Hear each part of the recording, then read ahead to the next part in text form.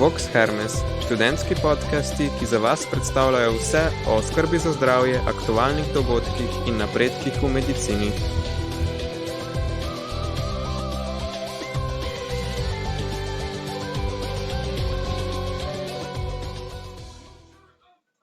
Medicinska fakulteta v Ljubljani ima vsako leto sporazume z več kot 60 partnerskimi fakultetami po Evropi, kjer lahko študenti opravljamo Erasmus plus študijsko izmenjavo. Poleg klasične izmenjave se sicer lahko odpravimo tudi na prakso, za katero pa se vsako leto odloči približno 2-krat manj študentov, čeprav je ravno zanjo veliko več možnosti. No, študentom manj znani Erasmus plus praksi smo govorili z magistro Ajdo Rudl, zaposleno v mednarodni pisarni, ki se ukvarja z našimi študenti, ki odhajajo v tujino.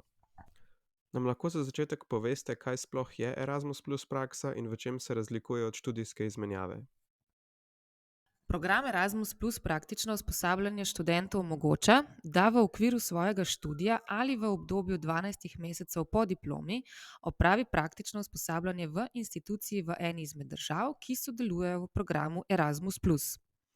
Program Erasmus plus študijske izmenjave pa študentu omogoča, da del rednih študijskih obveznosti namesto na matični fakulteti opravi na partnerski instituciji v tujini. Partnerske institucije so tiste institucije, s katerimi ima ULMF podpisan bilateralni sporazum o izmenjavi študentov v določenem študijskem letu. Največja razlika je torej ta, da pri praksi ni vnaprej dogovorjenih sporazumov s tujimi institucijami in da prakso lahko opravljate tudi po diplomi. Pri študijski izmenjavi pa so destinacije vnaprej določene, prav tako študijski program, ki se mora ujemati s študijskim režimom na ULMF. Se praksa in študijska izmenjava medsebojno izključujeta ali gre lahko študent v istem letniku na oboje? Mobilnosti se ne izključujeta. Študent lahko opravi tako prakso kot študijsko mobilnost v istem letu. Tudi samo obdobje študija v tujini lahko že vključuje prakso. Takšna kombinirana mobilnost ustvarja sinergije med akademskimi in strokovnimi izkušnjami v tujini ter je lahko različno organizirana, odvisno od okoliščin, ali aktivnosti potekata druga za drugo ali hkrati.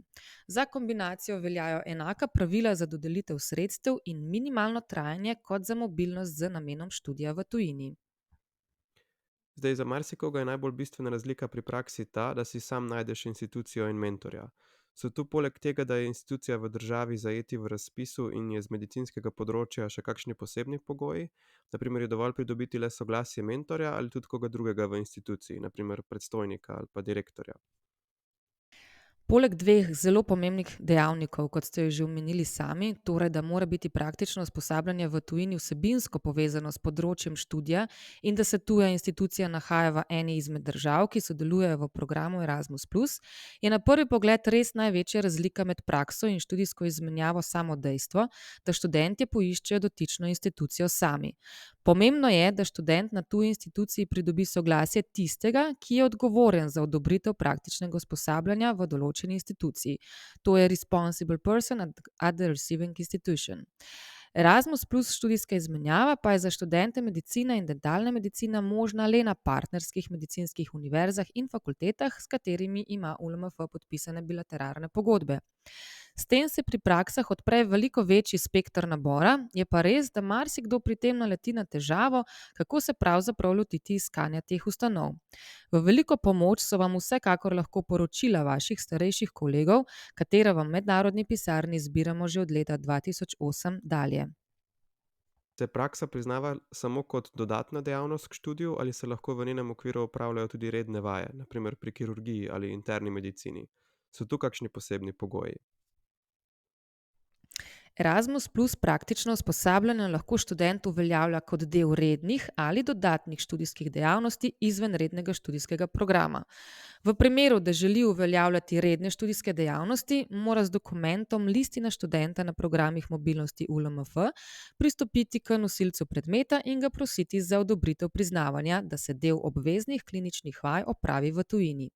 V vsakem primeru mora študent pred izmenjavo izpolniti in v mednarodno pisarno posredovati listino študenta, na katerem mora biti zapisano, ali boste klinične vaje uveljavljali kot del rednega ali kot dodatnega programa.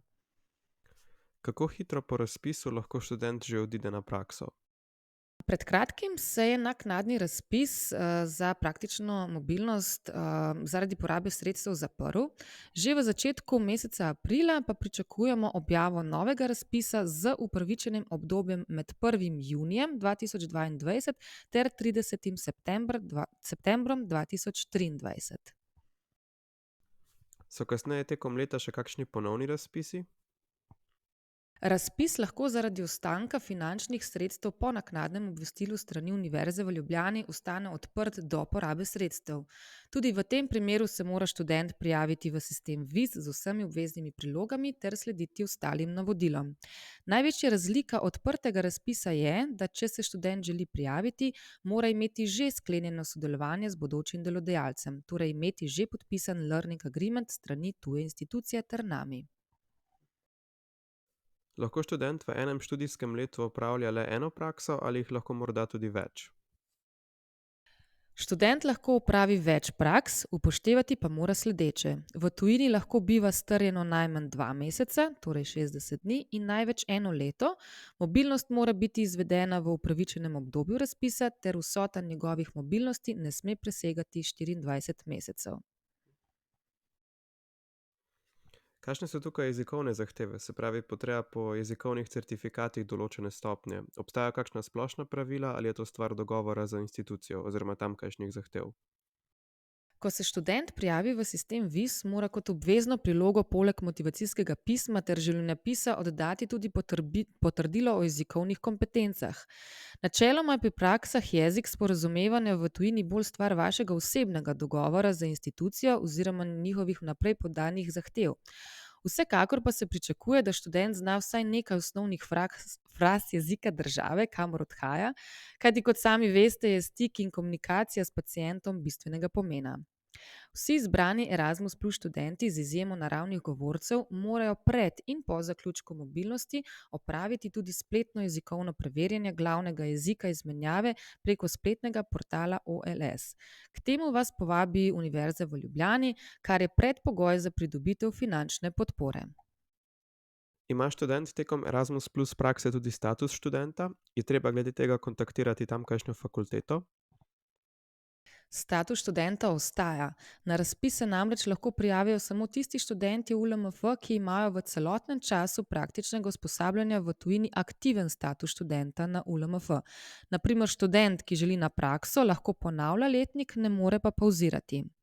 Izjema pa so diplomanti, ki se v sistem VIS morajo prijaviti še pred zaključkom študija in opravijo praktično usposabljanje po končanem študiju, vendar ne kasneje kot v 1 letu po zaključku študija oziroma do zaključka upravičenega obdobja razpisa. Za datum zaključka študija se šteje zadnji izpit in ne datum, do kdaj ima študent status študenta. Upoštevati je potrebno tudi, da študent med izvajanjem praktičnega usposabljanja ne sme diplomirati, torej zaključiti svojega študija. Kot rečeno, lahko to naredi pred prakso in v tujino odide kot mladi diplomant ali zaključi študij po opravljenem praktičnem usposabljanju. Mora študent naši fakulteti posredovati kakšen podroben opis dela na praksi pri prijavi ali so dovolj le mentor, institucija in trajanje? Praktično usposabljanje v tujini v okviru programa Erasmus Plus mora biti vsebinsko povezano s področjem študija.